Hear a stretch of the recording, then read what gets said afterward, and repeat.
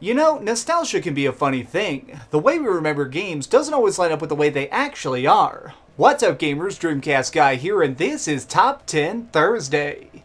This week we're digging into the past to look at the great titles that weren't exactly enjoyed when they first came out. These are my picks for the top 10 games hated at launch but loved now. Number 10. Super Mario Sunshine. The GameCube is a console that had its fair share of troubles. Even though it was an amazing machine, for some reason developers were really shy about putting big projects on it. Early on during the system's life cycle, Nintendo decided to show off just how good games could be on their hardware by unveiling Super Mario Sunshine. This was an open-world adventure that had our plumber cleaning up the tropical island of Delfino with the help of his talking water pack. The gameplay here was fantastic, featuring all new moves for Mario to pull off and some really one-of-a-kind level design. Sadly, this wasn't enough for people to actually buy it. It was just called the dumb cleaning game and avoided completely. Number 9. Alien Resurrection. It's not often that you see a project that was so far ahead of its time that almost no one even understood it at release. Alien Resurrection definitely falls into that category though. This is a game that puts you in the boots of a space marine left on a ship floating around a planet. In every hallway of this vessel are deadly creatures who want to eat you and your friends' faces. What's most interesting about this project is that it was the first title to have the dual analog control scheme that everything uses today. Tilting the left stick is how you walk and the right stick is how you aim. Essentially, this alien-infested survival horror game paved the way for nearly all of the hundreds of different shooters we see now. Number 8. Sonic CD. Side-scrolling, fast-paced action games were once the most popular genre around. If you could build a fun course for us to run on and add in some silly heroes, you'd have an instant bestseller. Towards the late 90s, though, trends started to shift and people began searching out big 3D games instead. It was at this time that Sega randomly tried to put out one last classic platformer with the blue hedgehog. Sonic CD is easily one of the top titles of the entire series, if not the best 2D game of the era. Each zone we're dropped into was full of loops, colorful enemies, and loads of secrets, some of which made it where you could travel through time, leading to multiple different endings. Fans largely overlooked this game at launch, only to learn years later that this was a truly special Sonic experience for the ages. Number 7. Ico.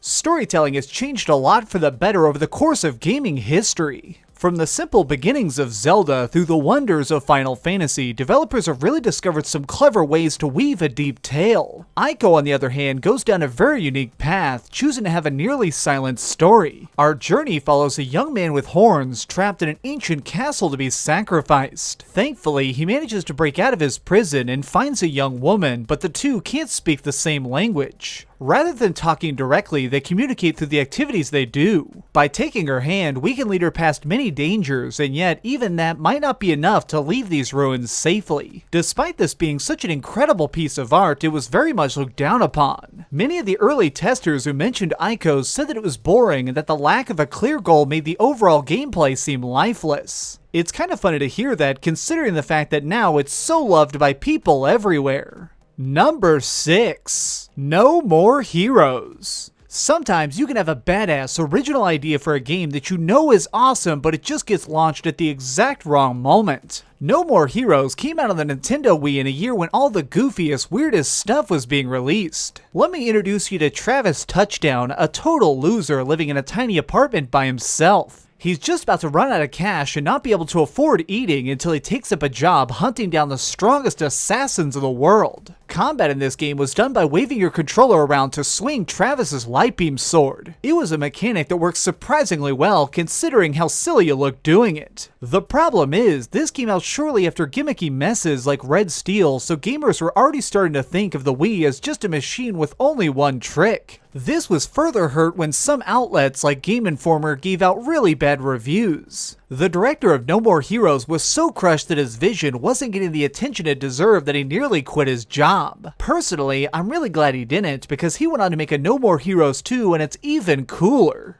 Number 5. Persona 4. This franchise has been a huge hit in Japan for decades, but here in America, it didn't quite receive such fame, especially early on. Persona 4 originally debuted on the PlayStation 2, and at first the hype was pretty positive. The company publishing it wanted this to be the entry that could help the series catch on with the rest of the world, so they really pushed advertising. Regrettably, there was a small issue though. The Persona games are really something you need to try for yourself to understand. You can't just look at a few screenshots in a magazine. In this title, we play as high school kids attempting to solve a chain of mysterious murders, each one happening at midnight. By day, we have to go to class, make friends, and hang out at the mall, but as soon as night comes, we jump inside TVs to fight the forces of evil. It's an extremely quirky concept, but somehow it functions perfectly. Unfortunately, as epic as this is, it was considered far too strange for general gamers, which ended up making it completely bomb outside Japan. This is one I'm really glad people learned to love down the road, because it seriously is awesome. Number 4. Diablo 3. In modern gaming, it seems everyone really despises patches. The more a developer has to go back and tinker with their product, the more annoyed consumers get. I think the major exception to that rule is Diablo 3. This dungeon crawling quest launched in a very rough state. Servers were broken, enemies were all too easy, and they added in an auction house where you could spend real money, which basically destroyed the in-game economy. Thankfully, Blizzard knew they'd made some huge mistakes in development and dug in to start repairing this damaged gem. They patched map layouts to play more smoothly, fixed the weapons, and even released a ton of free content to reward those who got the game early. This showed the community that Diablo 3 is more than just something you beat over a weekend. It's the kind of game you can enjoy for months as you slowly watch the project grow and evolve. All of these elements came together to make Diablo 3 one of the best-selling games in history. Number 3. Clock Tower.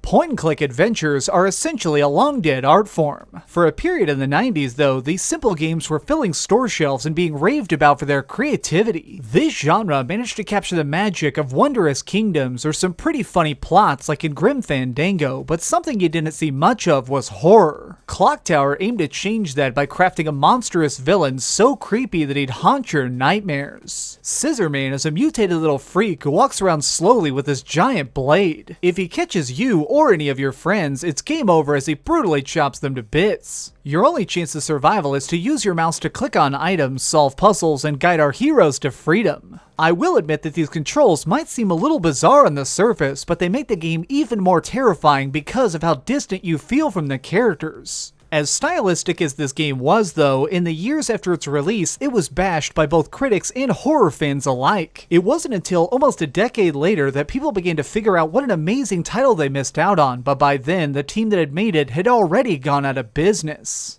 Number 2. Xenogears. An extraordinary RPG doesn't come along very often. While many writers and programmers have the talent to make some decent stories, there's a certain element of pure passion that's needed to make something stand apart. Xenogears is a project that absolutely had this passion, but required that you sit there and pay very close attention to truly get it. The tale opens with a man named Faye waking up in a village far off in the countryside with no memory of who he is or where he came from. He tries to blend in and just lead a normal life, but when giant deadly robots show up to kill everyone in town, Faye suddenly realizes that he has one skill no one else does. He's secretly a master pilot who can drive these death machines to victory. Now he's sent on a mission to overthrow the evil rulers of this land, or at least take out as many bad guys as possible. Let me just say this up front, the plot is honestly very complicated. There are seriously like 15 big twists throughout this story, some of which seemingly come out of nowhere. Because of that, people at the time regarded it as being too deep for its own good. The blend of philosophical ideas and explosive robot combat may not have gone over well then, but this has lately been considered an RPG masterpiece. Number 1. The Legend of Zelda: Majora's Mask. This entry on the list is probably very shocking to some of you. While Zelda fans usually think of this as the darkest, most unique game in an already stellar series, it wasn't always seen that way. This is actually the second lowest selling console title in the entire franchise, and this is all because of how much people enjoyed the previous game, Ocarina of Time. At the end of this, Link is a grown-up, he's just defeated Ganon, and he's now free to enjoy his days in peace. Many of us thought that the next sequel would continue from this point, allowing us to see what new challenges Link would face in his old age. What they did instead is turn him back into a kid, showing us an alternate history where he stayed a child and never went to the future to fight Ganondorf. This angered a lot of Nintendo followers at release, due to it seeming like a pointless side story and not giving them the adventure they so badly craved. It's sort of insane to even think of this, since Majora's Mask is now revered for being one of the truly perfect classics. For its great gameplay, daring choice to do what fans weren't expecting, and the ability to still be awesome today, I awarded this my choice as the game hated at launch, but most love now. Did your favorite hidden gem not make the list? Get an idea for a future top 10? Leave it in the comments down below. If you enjoyed this video, please give it a like, share it with your friends, and subscribe if you haven't already. But do me the biggest favor of all and keep dreaming. You know what? I got a feeling the comments are going to be full of people saying, you know what, bro? I always loved all of these games. And you know what? That just means that you're the exception. A lot of these games are fantastic, which is why they made it onto the list. But either way, I'm just glad we all know that they're fantastic today.